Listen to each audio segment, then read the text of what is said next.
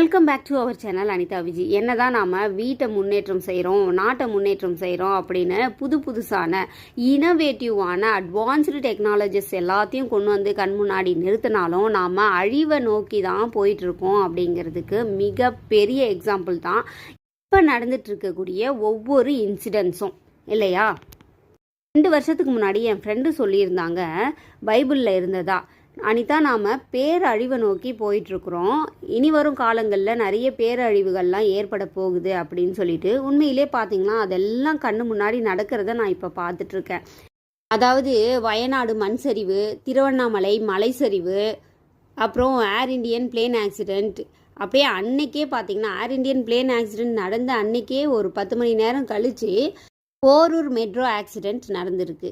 இந்த மாதிரி எதிர்பாராத பேரழிவுகள்லாம் நடக்கிறத பார்க்கும்போது நம்மளுடைய வாழ்க்கை நிரந்தரம் இல்லை, நிச்சயம் இல்லை அப்படிங்கிறது புரியுது. அதனால் நம்மளுக்கு பிடிச்ச விஷயங்களை செஞ்சுட்டு சந்தோஷமாக வாழ்வோம், யாருக்கும் துரோகம் செய்யாமல். Tata, bye bye.